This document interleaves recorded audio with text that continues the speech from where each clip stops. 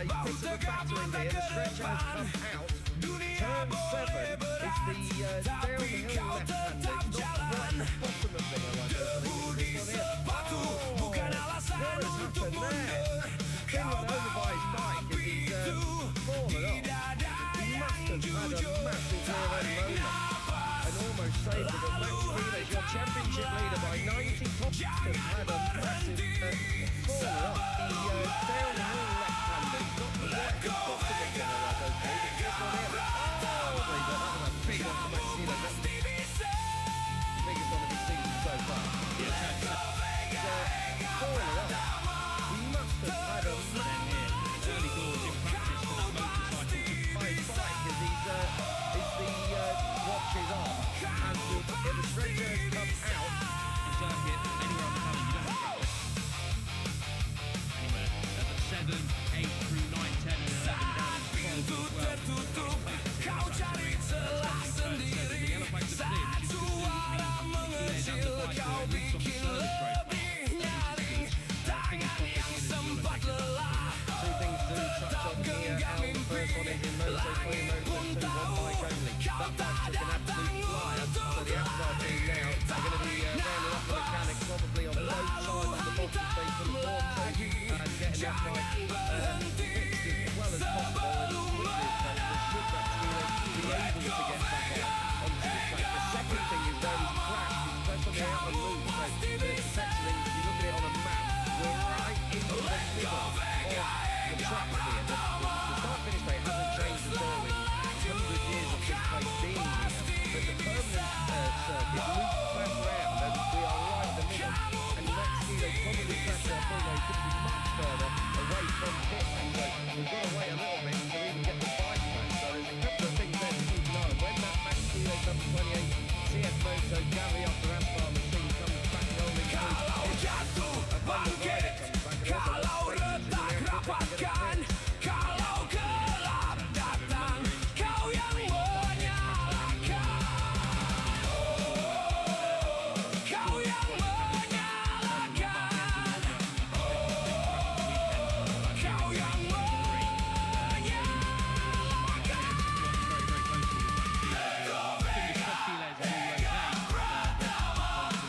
Kamu pasti bisa. Veda ega itu menggema. Kamu pasti high side and he handed himself into Niccolo Canaper, who was on the outside. That was in MotoGP qualifying, that was in the rain as well. So turn 7, we have seen those big high sides before, but very, very rarely in Moto3 because they're going pretty steady round there, as in fast, but there's not too much lean angle. Pretty sure this is where Matteo Battelli at turn 7 a couple of years ago did his knee ligaments as well. A high side out of there in the race as well. So yeah, turn 7 has caught out the best and the very best in Moto3 as things stand is of course Max Keeler's 90 points clear of Alvaro Carpe in the championship. A quiet morning this morning for Keeler, P11, and absolutely not the way he would have wanted to start his afternoon session here at the Saxon Ring. So hopefully for Keeler and the team's sake, he can get back out in the final 28 minutes at some point, get a couple of laps on the board, no matter how many it is, get back out there, try and iron out any of the issues before you go into Saturday morning, because as things stand, this session is crucial for Keeler as well, but Saturday morning in FP2 could be absolutely crucial if he misses the rest of this session to get some laps on the board. 25.9 was the fastest lap this morning. We're down to a 26.1 already in the opening 7 minutes of this one.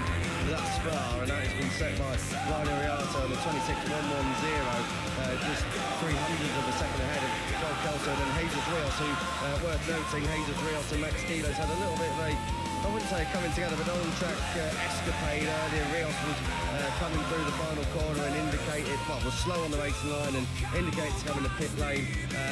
That wasn't deemed enough by the stewards. He's not been given a heavy penalty. It was a official warning. So do it again and you find yourself probably with a long. Yeah, exactly that. Just wasn't quite aware of his surroundings, was he, Rios, coming towards the end of the session. Maybe just thought everyone had crossed the line, took the checkered flag, but Keeler was on a quick lap behind him and you've got to be a little bit more aware. So yeah, right for the stewards to give Rios a bit of a warning, a bit of a slap on the hand and just say, if you do that again, you're going to be heading for a penalty, which is obvious.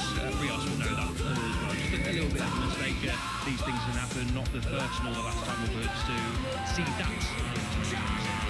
Rico Salmela at the moment coming across the line in 7th place. He was 8th and 5th in the Red Bull Rookies races here at the Saxon Ring, so he's got good pedigree around here, Salmela, and he's in a good vein of form as well. It's fair to say that the 11th place that the official classification is going to give him from Aston is probably not representative of where we expect him to be, because he was across the line in 5th. He had a double long lap penalty equivalent added onto his time at the end of the race, but the long lap penalty lane in Aston was not active for the Moto3 Grand Prix, but Rico Salmela is finding his feet now in Moto3. Yeah, it certainly is. If I'm in Rico's shoes, I'll be taking that P5 and taking the result sheets before it. I think the 6-second penalty was unfortunate, really. The long lap penalty over in Aston on the Sunday morning for Moto3 was wet. Another crash then down at turn 7. This is not going to be a slow one, as we saw for Maximo Quiles. Remember, was it last year at Senna Aegis in Moto2, that massive save coming through there? So you can maybe save it and run it out towards the barrier, but judging by where that yellow... might be green power machine potentially. Yeah, I think that is either Cruces or Ogden, and confirmation on our screen it is Adrian Cruces, all with Guido Pini as well. Wow, that's quite big, and we can see the number 94 walking away and the bike as well, and also Cruces running. Here we go. Oh, dearie me, this is going to be scary. And it's a high side for Pini, which leaves Cruces with nowhere to go. And that is a big old fall at turn 7 in the opening stages. It's just like I was saying earlier on with the incident with Canepa and Hayden. You crash there together, and there's not a lot of room. There's not a lot you can even do, but great to see both riders at least up on their feet. Yeah, exactly that. Cruces just taking a little bit longer to get back up on his feet, but just saw him there on the service road trying to sort the bike out. Again, Cruces in the wrong place at the wrong time. Of course, he was involved in that Carpe incident when Carpe crashed over at turn 5 in Aston just in front of him, left Cruces with absolutely nowhere to go. And there again, can't do anything about Pini having a bit of a high side. In terms of the rear end coming round on him, it wasn't the biggest for Pini, but a very quick part of the circuit as well. So Pini crashing right in front of Cruces. Cruces nowhere to go. Thankfully, they're both back up on their feet. But that's 3 riders down then at turn 7 in the opening 10 minutes. Yeah, and as we said about Quiles, those riders, they looked okay and they're going to get back, but they've got to get their bikes back down. If the marshals are already busy there, they're going to have to wait a little while until someone else can come and get them. In terms of the vehicle recovery, that is what I'm talking about. This is the news about David Almanza, who will take no further part in Friday's session due to fever. We already covered that off right at the top of the show. The rider who is 3rd in this championship at the moment, missing all of Friday action here at the Saxon Ring. So get well soon, David, and also to the other David in that team, David Munoz, if you're listening. But Jürgen Ling is going to be looking through the rider replacement list at this rate, because he's already got Marcus Uriarte on one of the bikes. Marcus Uriarte going really well at the moment, up in 4th place. He won't want another one. Thankfully, we've got a summer break to come, so if it is an illness for Almanza that's taken out the weekend, surely he'll be okay for Silverstone. You'd like to think so, wouldn't you? The top 2 from last time out over in Aston, currently not on circuit. Yellow flags again then at turn 3. Now, turn 3, Pico, so far this weekend has proved a pinch point. There's a little bit of a bump that didn't seem to be there last year. Caught out Marc Marquez, caught out Franklin Morbidelli, caught out Celestino Vietti, caught out Hakim Denish this morning. And it's Scott Ogden now that looks like has been caught out, well, not by that bump to be honest, because that isn't the sort of section where we've seen the bump yet, much earlier in the corner for him, and that bike takes a little bit of a barrel roll as well. That's the second crash of the day for Scott Ogden as well. So Scogger's down in the gravel again for the second time. Earlier on it was turn 13 where he touched the front. This time it's turn 3. So Scott Ogden not having a lot of luck on Friday. More yellow flags at turn 3. I wonder if that's just because we got a rider walking through the gravel, or whether we have an all-new incident altogether. We'll wait and see. All clear on the exit, so I think it's just because someone's getting that bike out of the way, and yellow flag has gone in, so it looks like we're all good to go again. But a very, very dramatic opening 15 or so minutes here, El. We came off air earlier, or I came off air earlier when I caught up with you over lunch. I said it was a bit of a slow burner this morning. Well, we've had anything but this afternoon. It has been quite the opener to practice. And I remind you, this is a session that counts. This is the one that seeds them into Q1 or Q2. So a lot of crashes that are going to hurt a lot of riders, not physically, but in terms of their aspirations for pole and Q2 protest. Yeah, if you're just tuning in this weekend, watch out for that turn 3 on the exit when the riders come back through a sort of second apex, or they power it back up the hill towards turn 4 and 5, and then of course come down the hill through 6 and 7. The exit of turn 3 is a little bit of a bump that has brought out a few riders so far this weekend. Hasn't brought out anyone in this session so far. They would of course known about it from FP1 and watching the Moto2 and MotoGP sessions as well. So obviously a little bit more aware of it than they were this morning. But do watch out for that when the riders are pushing in time attack mode, trying to fight for a bit of track position. Turn 3 has brought out a lot of riders so far this weekend across all platforms. Ryusei Yamanaka was up inside the top 5 earlier on today, just crossed the line, and he's in 16th place at the moment. He was 11th to 6th in the Saxon Union 2024. His best qualifying there here was a 6th in 2022. So not tearing up trees, Ryusei Yamanaka, but his top 6 form this morning has been normal here in recent years. It's just not quite getting him in that top 4, top 3 just yet. Yeah, it's more like the Yamanaka we were used to seeing, and talking of seeing, absolutely, Pico, that is good to see. Keyless coming back to the garage, walking not too gingerly as well. Obviously, be a bit battered and bruised from that fast off. You can tell by the leathers. He's had a big one as Keyless.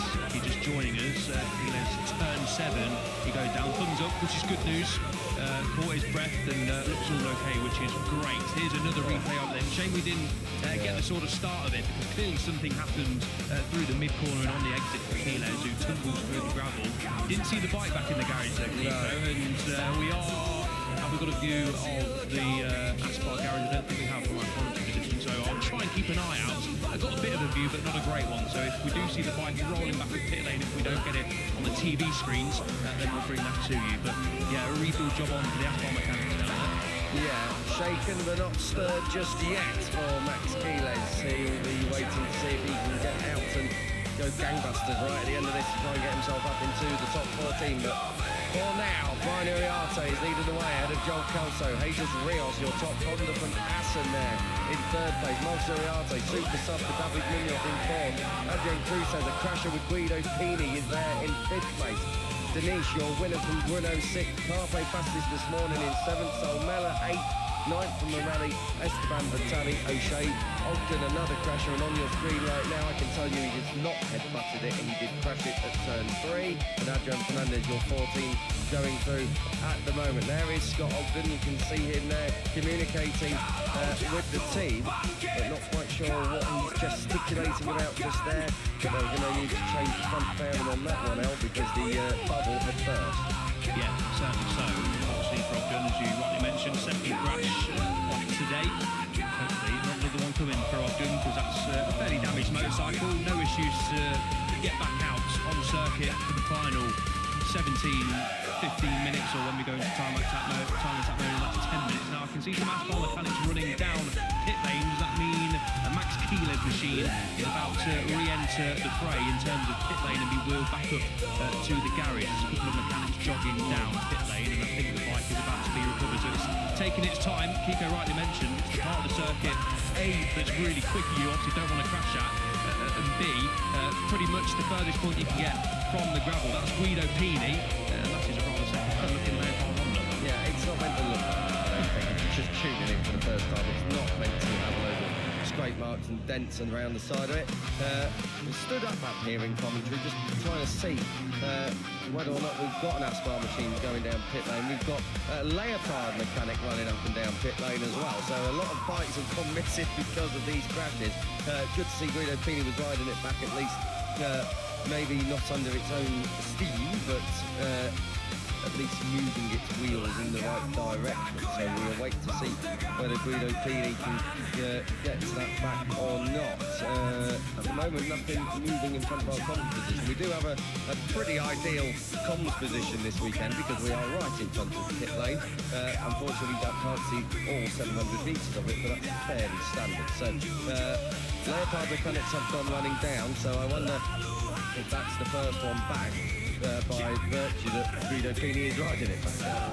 Yeah, exactly that. We'll keep you up to date if we see any bikes coming back into pit lane. Meanwhile, Brian Ariarte 6P1, and I was impressed with, I've been impressed with Ariarte for the last few Grand Prix. I think he picked up that debut victory over Mugello, backed that up with the P2 over in Brno, in between those, the P4 over in Hungary as well, and was slightly disappointed, I think, with the P6. He had a couple of moments, just defined his race. He had a couple of close calls, both hampered him slightly, and he feels, Ariarte, if he hadn't have lost a bit of time, he would have been right in that podium hunt, potentially victory hunt as well. He was the fastest rider on circuit in the closing stages, but he's turned a real corner in the last few Grand Prix. Brian Ariarte knows he's got the pace now to, of course, win a Grand Prix, because he's already done it. He's already stood on the podium after that as well. And P6 was his worst result, actually, in the last 4 Grand Prix, which is pretty good going for a rookie. So, yeah, Ariarte is really on song, and after a bit of a troubled start to his season, not a bad one, but he didn't have the feeling he wanted in pre-season. That continued over into the season proper, but now Ariarte is feeling really comfortable on that KTM in his surroundings as well in the IO box, and is sounding like a really confident rider. He is our most recent double champion in Red Bull Rookies and Moto Junior, as well as being a winner here at the Saxon Ring last year in Red Bull Rookies from the front row of the grid. I can tell you Guido Pini's bike has made it back down pit lane. The Leopard mechanics were running for a reason, and they have managed to get hold of the number 94 Leopard Honda. Guido Pini is in tow, but the mechanics are getting that bike back now. Pini and Cruces crashed around 21.5 minutes up to the clock, I think. So that's taken them 6 minutes. We're yet to see the Max Kilos number 28 machine back in yet. So, and judging by the fact that the Asphalt team were originally running and then were probably told it's not their bike, they're probably still waiting. We have to wait and see. That's the 94 Guido Pini. If I can see the front of it, absolutely smashed to pieces. Let's see what they can do. The Leopard guys are very, very experienced down there. Bruno Corricini in there celebrating his 30th year of being in this paddock. The large chap with the grey hair on top. He has pretty much seen it all. Let's see if they can work some magic to get Guido Pini back out. At the moment, Guido Pini is in 16th place and not moving through into Q2. Yeah, Emilio Azamora there as well by the side of Guido Pini. I'm sure plenty of people know that Emilio Azamora was the Marquez brothers' manager for numerous years in their pomp a few years ago before they moved on to pastures new. Guido Pini clearly got pace, clearly got a lot of talent and a lot of speed. He's a Grand Prix winner in Moto3, but the one thing you would say about Pini is he's just hitting the deck a little bit too often. I make that 12 crashes now this season for Guido Pini. Only Cormac Buchanan, I think, has more than Pini so far this season. So while Pini has shown great promise on that Leopard Honda, it's not quite worked out in the last few Grand Prix after his debut victory over in Austin. Just needs to iron out these mistakes that have crept into his game in Moto3. Like I say, there's no doubt the Italian has bags of talent and is capable of winning Grand Prix and finishing on the podium on a regular basis, and on the front row here last year in Germany with the Impact team as well. Still getting used to the Honda, of course. That takes a little bit of time, as we've seen from numerous riders, including Phil, also very experienced in Paris, so being lesser in this class. But just needs to cut out some of these small mistakes. Crashes are always going to happen. It's part of the party. But to hit 12 crashes in half the season is a little bit too much, I think. Yeah, and the other thing as well is that lately, over the last few rounds, not too many big high sides that we've seen quite a lot of Guido Pini off driving. In fact, Vandalico, when he had that absolutely enormous one. And I think he had one in Guyana. Can't remember if it was Guyana or Kota, he had a big one as well. So at least that high side was a rather gentle one. It laid him out the front door, and thankfully the bike was able to protect him from the incoming Adrian Cruzes. Right, 20 riders are within 1 second here. It's tight at the Saxon Rings, 8.6 kilometres. 12.5 minutes or so left on this clock, so we are not too far away from going full-time attack mode. Casey Gorman crossed the line here and he's in 18th place. Now, Casey Gorman struggled a little bit this morning, it's got to be said. He's only 19th. Unfortunately for O'Gorman, let's just talk about him if we can for a moment, Al. He has been very, very much up and down, and by up and down I genuinely mean points DNF, points DNF. That's been the pattern, and that is the pattern that is continuing into this weekend. Points last time out, so the sequence of a DNF this weekend. He'll be hoping that that is not what happens. Looking back at him in Red Bull Rookies at the Saxon Ring, 25th of the good in 2022, came into 6th and 10th, so we know Casey Gorman on a Sunday will get his elbows out, but probably just needs to find a little bit of extra something in terms of A, his consistency, and B, today, his pace. Yeah, for sure, consistency is what O'Gorman will be searching for. Like all rookies. Yeah, for sure. It's a very sort of rookie-esque season, let's say. Not all rookies enter the class as double champions like Brian Oriarte and are able to win Grand Prix. That isn't really the norm, and O'Gorman, to be fair to him, is stringing together a very impressive rookie campaign, it's got to be said. So he's obviously in that front group when he crashed out over in Brno. It was a big crash as well, so he did well actually, did the Irishman, to come back in Assen, not absolutely 100% fit, and get back into that top 10, was happy with his pace as well. Was the Irishman over at the Dutch Grand Prix, and has had 5 top 10s overall in 2026, which isn't bad going at all. It has been a roller coaster season for sure, but one thing you will say about O'Gorman is when he is on it and when he's not crashing, he's got real pace and real potential, easily inside that top 10. Very used to seeing O'Gorman inside that top 10, so yeah, he'll be hoping to, of course, get into the top 14 primarily in this session. He's only had one Q2 appearance automatically since Jerez, and that was a P6 on a Friday finish over in Hungary. So O'Gorman would want him to get back into the top 14 on a Friday, but I've been impressed so far this season with the 67. Oh, he's been brilliant, hasn't he, at times? He has been absolutely brilliant. We knew that Casey Gorman would do this, and like we say, very, very exciting prospect for the future. We're in that lull at the moment, or we were. Everyone now just starting to head out on track, and it's Marco Morelli who's going to lead them out of the pits. Valentin Peroni needs a lap time here. He's down in 20th place, so a lot of work still to do for the Argentinian. I can tell you that half a second covers your top 11 and less than a second cover your top 20 in exactly that's an 8/10 as well. So 1.2 covering P1 to P22. Eduardo Gutierrez, of course, we can't really read and expect too much into him because it is his debut. He's 3.6 off Brian Oriarte at the very, very top. As that's not going back out. No, what Guido Pini has done there is turned that Honda into a jigsaw and left it for the mechanics and everyone to put it back together. I'm not a mechanic, that's fairly obvious, that's why I'm up here. But even I can pretty much work out with 9 minutes on the clock, that needs a little bit more work. Your eyesight's not great as well, so you've done well to Even with racing. work that one out. No, that's Still scored more goals than you this year. Guido Pini is not heading back out for this session. The mechanics are clearly not in a rush to get that rebuild underway, and you can't really blame them either when there's that much of a job on. The last thing you want to do is rush things, potentially get them wrong under pressure. It's only Friday. Yes, Fridays are massively important now in Grand Prix motorcycle racing, finishing in top 14 in Moto3, Moto2. Can make or break sometimes a weekend, and Pini will be heading through Q1. The last thing you want to do, though, is send him back out potentially with something still wrong on the motorcycle, causing danger to Pini and, of course, the other riders on circuit as well. Leopard, obviously a very experienced team, know that they're not going to get that bike fixed and repaired in the final 8 minutes, and neither is that one from Sigmund's car. Look, let's just roll back through the number 28 Max Hidden. Now that took 20 minutes out.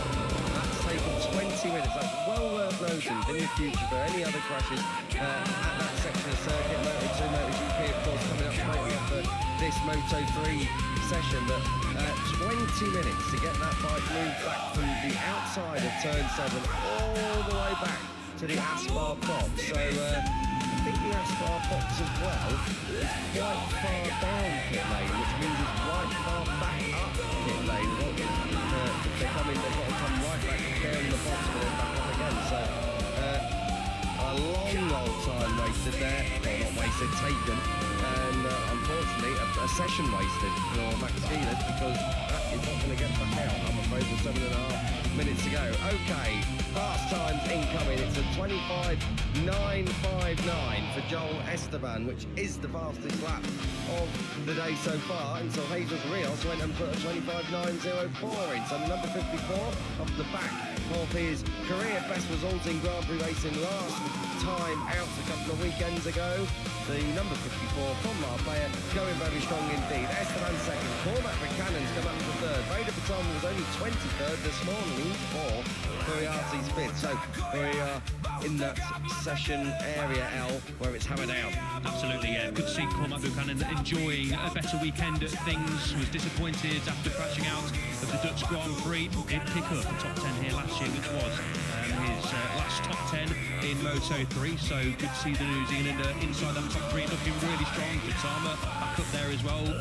We've sung the praises of Rios, and rightly so. He's been in a very rich vein of form in his rookie season with Jesus Rios. Good to see the Riverfold Snipers team up there in P1. Will that stay though? Looks like it won't for long, with Marco Morelli on a very, very good lap time. And this isn't too bad from Yamanaka either. This should put him in the top 5 if he can hold it. Let's take the Japanese rider to the line. Oh, he lost a lot of time in that final sector. And I tell you what, that's just pushed out Alvaro Carpe for the moment. Carpe's got a red sector going on through the first sector, but you don't want to be leaving yourself at the mercy of yellow flags potentially, or track limits. But Tama's gone top on a 25.8. Oh, talking of yellow flags, turn 13, that's the final corner. Who is it, I wonder? We will soon find out. Morelli just crossed the line to go 4th. That is, by my ranking, it's not surely Alvaro Carpe. Is that what it looks like? No, it can't be Rhino Rialto. Is it Salmela or Peroni, perhaps? I think it's Salmela. It is Salmela entering the pit. So we cycled through the entirety of the Red Bull KTM box there. Yeah, we got there in the end. The number 27, Rico Salmela. Now that is a real problem, because he's come down pit lane. He'll give that bike a once over. It doesn't look too badly damaged. But when you're in pit lane, you're not on a track, and he's down in 16th place. And judging by what's coming behind him, Eddie O'Shea, who has just got up into the top 3 in 3rd, it just pushes him back further. So Rico Salmela is going to really need to push on with 5 minutes to go. Good lap time from Carpe, tucks into P6, but even better one, as Kika rightly mentioned, from Eddie O'Shea, less than a tenth away from Katama at the top of the timesheet, straight from the Indonesian, who was a very disappointed figure at the end of the Dutch Grand Prix after crashing out. Yamanaka, a better lap time coming in, but still losing time in that final split is the Japanese rider, but P11 is good enough. But how long for? Let's see, 4.5 minutes on the clock. Those who need a lap time at the moment, Adrian Fernandez. Adrian Fernandez, Valentin Peroni, Adrian Cruces. Let's see whether or not the number 11 bike is able to get back out there. Queso Gorman is down there in 21st place. At the moment, the thing with Pini and Kilo is almost guaranteed to be going through Q1. Oh, Eddie O'Shea has really found the edge of the racetrack limits there. Whoa, that would have caught his attention. Turn 8, he's going through the gravel at some speed. He's done very, very well to keep that wheels in line. I was just about to say, with the likes of Kinos and Pini all but guaranteed to go through Q1, this is a big land of opportunity, a big opportunity for someone to squeeze on through, perhaps maybe wouldn't normally. Yeah, O'Gorman P21. We're used to seeing the 67 in Q2, albeit not on a Friday afternoon in recent races, but that so far is good enough. A good lap time from the Irishman, who had to pass Carpe as well, so would have lost potentially a little bit of time going into the final couple of corners. Good enough for now, but 4 tenths away. O'Gorman will be wanting more to just be a little bit more safe. Yamanaka not going to improve on this lap time around after setting a red first split. The number 6 crosses the line, loses a little bit of time that final split, but it wasn't going to be a personal best lap time anyway. Fernandez's lap time has gone in the second split. Fernandez needs a very, very strong final couple of splits to make up some time from 4/10. It doesn't look like he's pushing too much on this lap time around though. Runs wide onto the green, so it doesn't matter anyway. This lap time will go away, but pressure on then for Fernandez with one Leopard Honda rider not coming out for the final 10 minutes after a big crash. They don't want to see their second rider in terms of what we're talking about, Adrian Fernandez, not going through into Q2 directly. Got to say as well, Valentin Peroni needs that lap time to really come in. It's all done as far as Kiles and Pini are concerned because they're not getting back out, as we've said now, and that's almost guaranteed, really, with 2.5 minutes on the clock. Regarding, disregarding wizardry in terms of Leopard. They haven't even bothered down at Max Kiles' box because they're not going to be able to gain anything. So the next time we'll see Max Kiles is going to be on qualifying Saturday, and it's going to be an FP2 tomorrow coming up at 8:40 local time. 2 minutes on the clock. Yamanaka's still going very strong in the opening 2 sectors, but losing a little bit in that third sector. Big shout-outs to Veda ega, Joel Esteban and Eddie O'Shea. That's a heck of a top 3, I've got to say, with Jesus Rios in tow in 4th. Good laps done by Denise and Buchanan. Battaglia as well has got himself provisionally through up into the top 14. Ryan Riarte in 11th has been quick through this session, but he hasn't set that bank at that big attacking lap time later on in this session just yet, and I just wonder if he's coming at all. But the number 51 is there in 11th. Ogden has crashed, but is in there in 12th place. Kelso and Gorman completing it all at the moment. 90 seconds on the clock. We keep an eye on our timing screens and timing monitors up here in commentary, because this is when final lap times are being started. There are riders who are now on their final flying lap. Yeah, not too much going on in terms of yellow and red sectors. Yamanaka set a red first split. Denise was on a personal best lap time, but the lap time has properly gone away. He's 10 seconds over through the second split, so Denise has either made a mistake or decided to sit up out of it. Vitelli is on a personal best lap time in sector 1, and Vitelli currently is inside the top 10, so he doesn't necessarily need to go quicker, and he's lost a lot of time in the second split as well. So with less than a minute to go, no one really is threatening to improve their time or take Futama off top spot. Rammerstorfer, a personal best lap time, but he's and then 9/10 away through the second split as well. So in terms of riders penetrating the top 14, let's keep an eye on the number 88 of Uriarte, 3/10 away through the second split. So as things stand, Uriarte the only threat to Casey O'Gorman in P14. Yeah, the only threat, but let's see what he does through the third sector. It's not a lot. He's great through that third sector. Eddie O'Shea has parked it, and it looks pretty safe from that side of the garage. Let's wait and see. Kelso gets away with it, but waiting for Mark Uriarte to come across the line. He's had to deal with Valentin Peroni. These guys on their final flying laps are not going to get around for another. I tell you what, this is another disappointment for Valentin Peroni, because Peroni has not improved. Mark Uriarte hasn't either. Peroni is in Q1 once again here in Moto3 on a Saturday afternoon. Can you believe it? Actually, judging by recent form, yeah, you can. Valentin Peroni 17th at the flag. Fernandez has taken it as well, so no Leopard racing machines moving through. Rico Salmella in 19th place. I mean, that doesn't look too promising either. And it's absolutely, well, hang on a minute. Rico Salmella might just be about to save F3's day in Moto3. Lost a bit of time in that final bit in that second sector. He's 3/10 off. O'Gorman's not improving, and he's the rider at risk should Salmella improve his final flying lap time.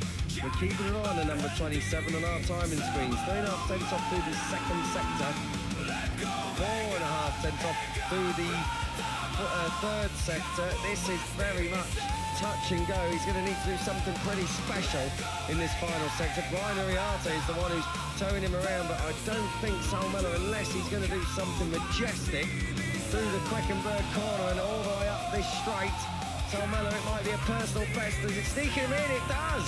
And at the expense of Casey O'Gorman, who was looking to move through for the first time on a Friday since Hungary, Rico Salmella does it the hard way, and Tech 3 can breathe a sigh of relief as they do.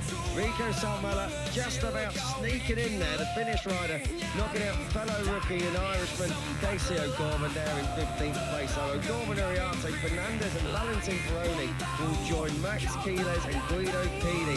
That is going to be a riot in Q1 tomorrow. No one could keep up with Veda ega at 25.848. It is the Indonesian who leads the way on a Friday afternoon. And potentially David Almanza too in Q1 with his illness today. That is a great start now. Thank you. Yeah, Pratama though. Pratama though in P1, great job from the Indonesian to be top dog on a Friday. As I mentioned, was really disappointed with how his Dutch GP ended. So great for Pratama to respond, and really impressive that from Rico Salmela. Did think watching him, he chucked it into turn 13. Got a bit of slipstream as well up the hill, which would have helped, but nailed that final split. Unfortunately for Casey O'Gorman, he was on the receiving end of it. He took 700s off the gap he was already at the third sector point, which is just at the top of this hill, by the time he crossed it. So it was some last sector from Rico Salmela, probably one of the best ones of the session so far. So Rico Salmela doing what he needed to do and just about squeezing through. Who else can we have a little chat about here now? Cormac McCannon. Let's have a chat about the number 14, the New Zealander.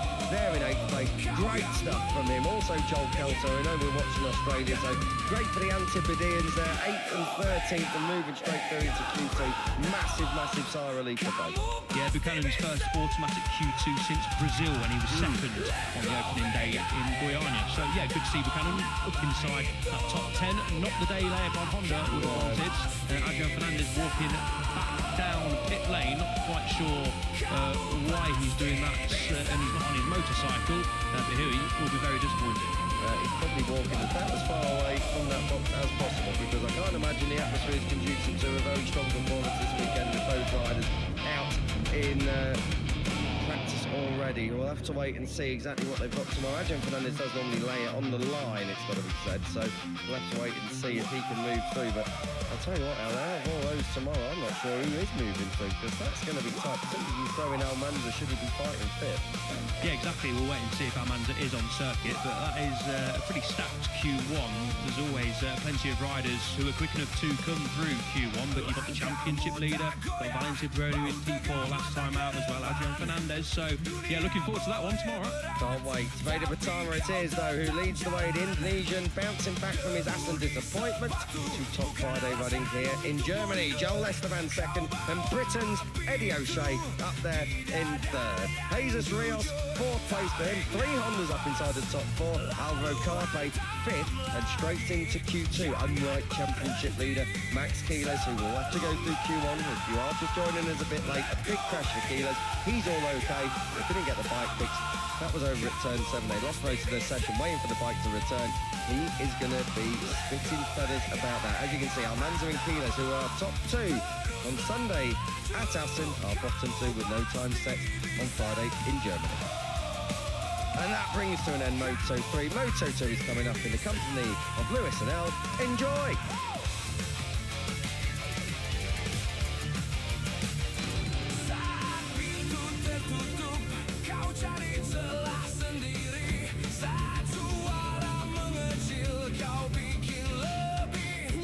Afternoon, everybody, from the Saxon Ring. Well, Moto3 certainly produced a shock or two, didn't it, in that practice session completed moments ago. Let's see if Moto2 can live up to that as we continue along our Friday action. Moto3 and Moto2 paddocks begin to swap places. Another unique setup we have here at the Saxon Ring. We're in the commentary boxes just over to the right-hand side as you were looking. This is where the Moto2 and Moto3 kit is set up. So they'll make their way over, either on foot or if you're World Championship leader Manu Gonzalez, coolly on a scooter, over into pit lane to get themselves set up for this Moto2 practice session. With 40 minutes coming up to decide who moves through automatically to the qualified 2, and who faces an extra 15 minutes work tomorrow afternoon if they are to fight for pole position. And on a day when already the World Championship leader and the rider third in the points in Moto3 are Q1 bound, is Moto2 set to spring a surprise of its own?